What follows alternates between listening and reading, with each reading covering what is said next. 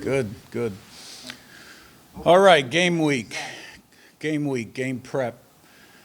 You know, take the preparation, attention to detail, sense of urgency at practice, energy to another level. We got to get it back to game week. We've had good practices, but you know, we weren't getting ready to play, so everybody's got to ramp it up a notch, players and coaches.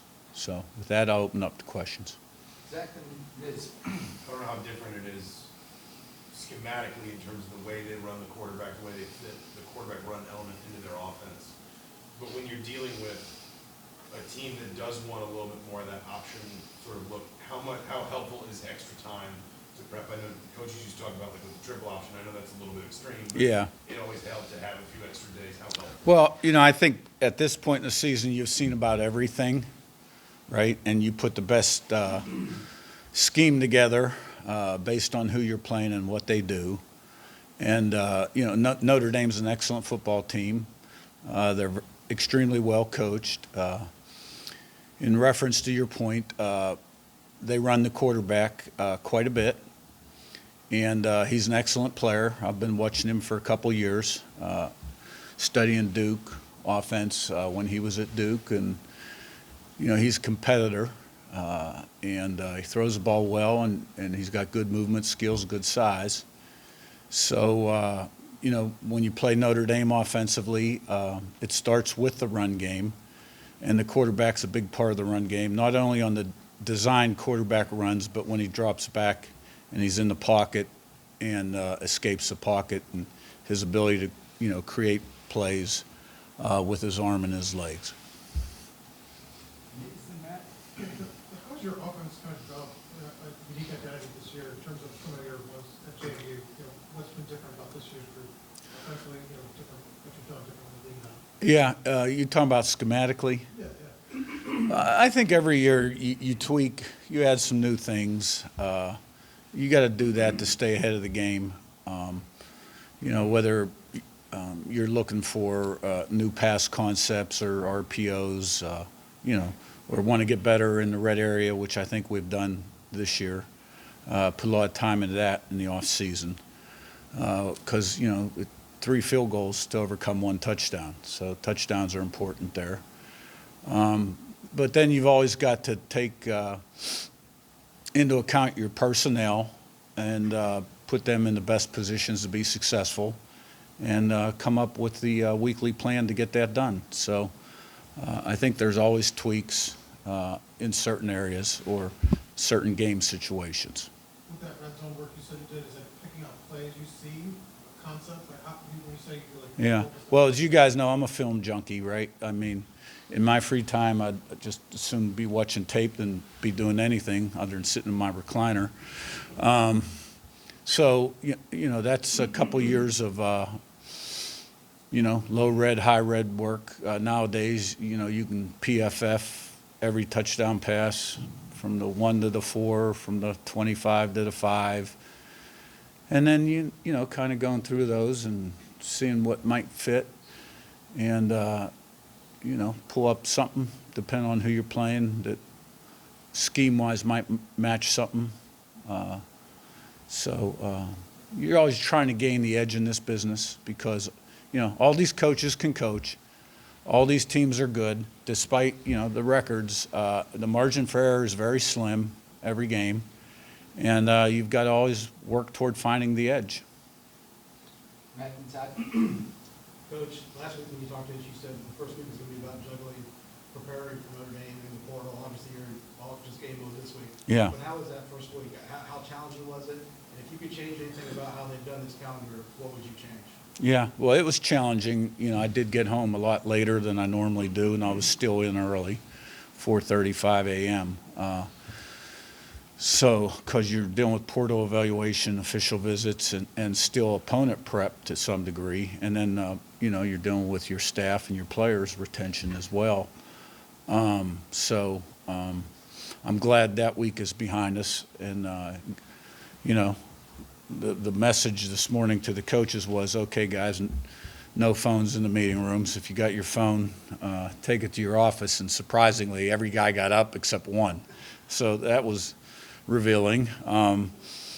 But, off weeks are different than game weeks in terms of, what's required in terms of your focus and attention to detail.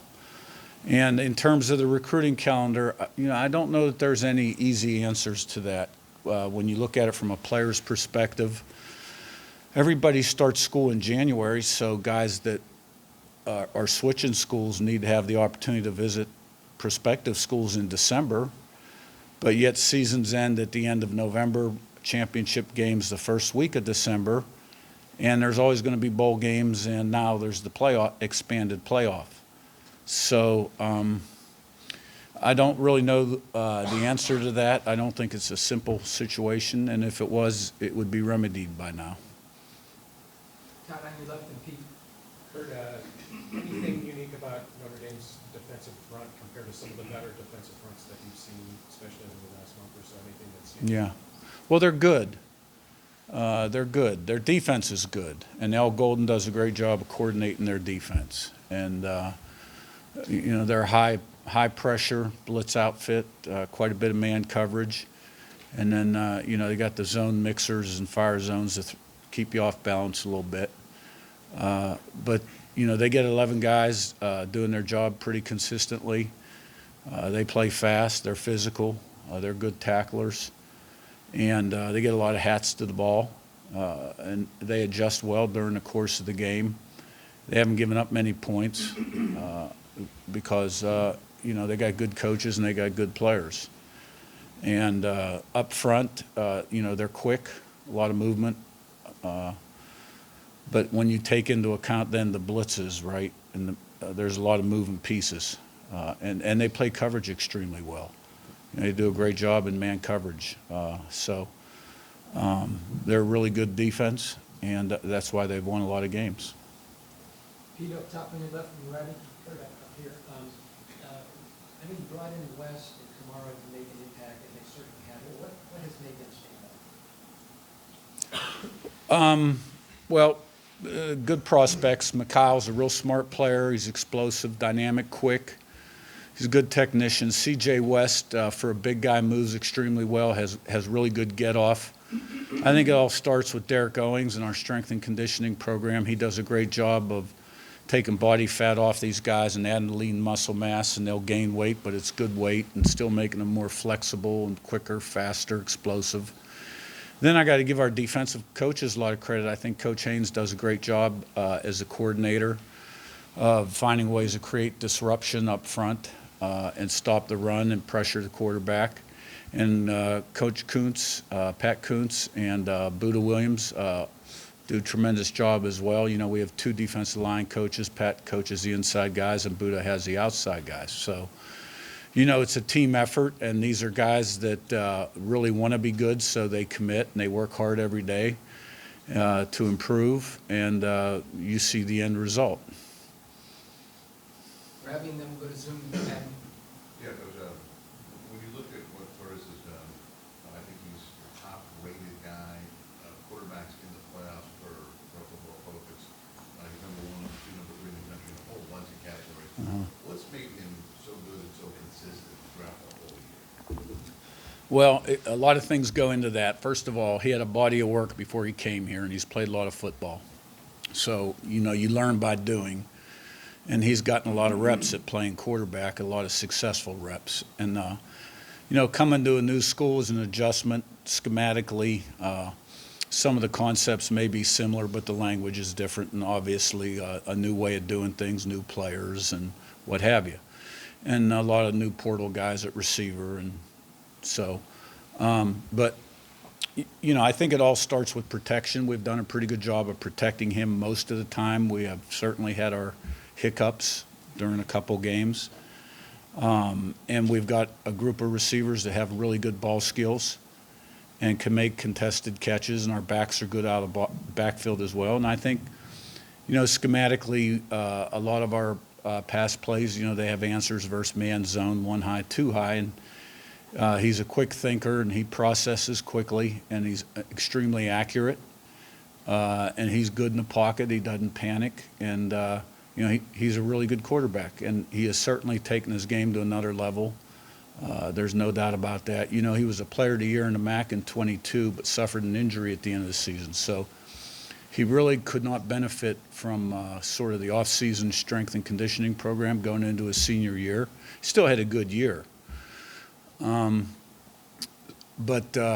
know, since he's come here on a bigger stage, I think he's built on every success and developed more confidence and belief and continues to improve. And I think you really saw that starting game 2 and then out on the West Coast against UCLA.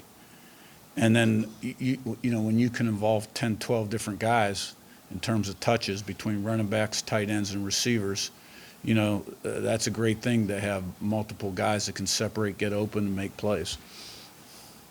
Adam Rindenberg on Zoom, then Jim. I can't hear him. Hey Curt, how are you? I just wanted to, obviously Notre Dame doesn't have a lot of firsts left in its program, but this is one on Friday for them. It's new for them, it's new for you guys. I'm wondering how you think your team will handle this type of stage where everyone in the country is going to be watching you guys. Yeah, I think to me and our guys, you know, in my mind, it's just another game. I mean, you know, you prepare for this one like you prepare for all of them. I think for our players, you know, they're going to be excited to play and excited to prove something. I don't think anyone was happy with the way we came out of Ohio State. We didn't give ourselves a chance to be successful, you know, giving up 14 points on the punt team and then having some of the communication breakdowns we had on pass pro. We didn't give ourselves a chance to play offense. So, but I think our guys have learned from that too and will be better in a hostile environment than we were on that particular day. And at the end of the day, it's just football. You know, the game's going to be won or lost between the white lines, and I want them to go out there, fly around, have a little swag, and play the way we can play. Jim in front and Zach Beaton. Curt, you talked about Notre Dame's defense and the respect you have for them. Obviously, they have a really good secondary, some very good defenders back there. How important is it for Indiana to get their running game going to help open up their passing game? I think it's always important to be balanced. You know, if you can run the ball successfully, then you know, it opens things up in the pass game and vice versa. So we have been pretty balanced this season. We've run the ball well. Those guys have done a good job up front. Coach Bostad done a great job. Coach Miller, the running backs, everybody involved, and that'll be a big part of it again Friday night. Zach Beaton right in front, then Daniel. Coach, who have you kind of seen in the locker room as a player take charge these last couple of weeks as you guys prepare mentally and physically for this game? I mean, the same guys that really have done it all year long. And I've said this a few times. We have a lot of guys that could be the leader or one of the 2 or 3 leaders on this team. You know, we've got a lot of older guys that have played a lot of football, that have high character, great competitive excellence. They're consistent day in, day out. They represent the principles and values of the program, and they're respected by their teammates. And you know, there's probably at least a dozen guys I could name there. So, you know, you got to send 3 captains out for the coin toss, or maybe you're allowed 4, and we send the same 3 out every game: Carpenter, Kadick, and Allison. But you know, we just have a bunch of guys that love to play football and work hard every day. And, you know, we've had a great locker room from the get-go, and it's never changed. Daniel on your right, then Seth. I want to say it was James Carpenter said last week, it's a once-in-a-lifetime opportunity. How do you go about trying to manage that with also just the idea that it is kind of just whatever's ahead of you? Yeah, well, you know, it is a once-in-a-lifetime opportunity for him because this is his senior year, and he hadn't had to do it yet. He's played in the FCS playoffs before. But he also understands that to capitalize on the opportunity, you know, he's got to stack meetings and days and put himself in the best position to be successful on Saturday, that it's no different than if we're getting ready for Game 5, right? And he's an older guy. He understands that. So, I mean, I think they're all excited to be a part of it. But I think they also all understand what it's going to take to be successful and play their very best football. Seth front left and Jack. Curt, I know Jameer Johnson missed the game against Purdue. Just health-wise, how is he doing? How's everybody on the team doing? And I guess in general, how tricky does it get this time of year to manage that aspect of things, keeping everybody healthy when you get this late in the year? Yeah, our health is good, and Jameer's out there practicing. Looks good. So we're in pretty good shape. Check, front left.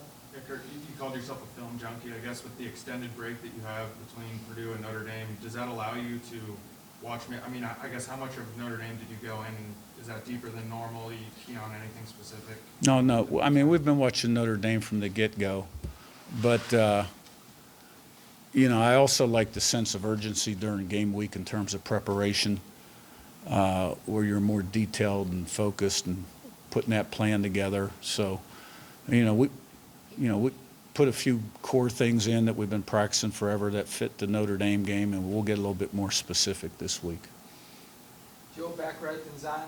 Coach, Aiden Fisher's been really consistent all year long. What does that mean for you, a guy you brought to JMU followed you along with this ride? Yeah, he gets better every year, and when he talks, people listen, but he backs it up with the way he plays on the field. I'm glad to see a lot of the recognition he's received postseason, as well as all the other guys that have. And he's the quarterback of the defense. Zion on your right, last one.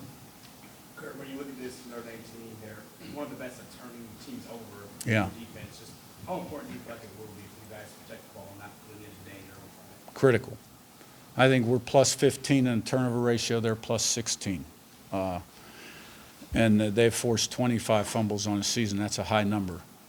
So ball security for us and them is going to be really important, winning the turnover battle. I'll tell you, the other area that they're really dangerous is, their punt return team. They've blocked 3 punts and forced a couple bad snaps because of the pressure they put consistently. So they've gotten points there.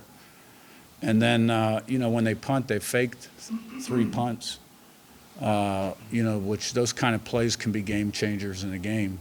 So they use their punt and punt return as weapons. And we got to be right on point. Our teams have been really consistent this year other than the Ohio State game. And we're going to need a good special teams effort this week. All right, thanks, Coach. Thank you. Coach,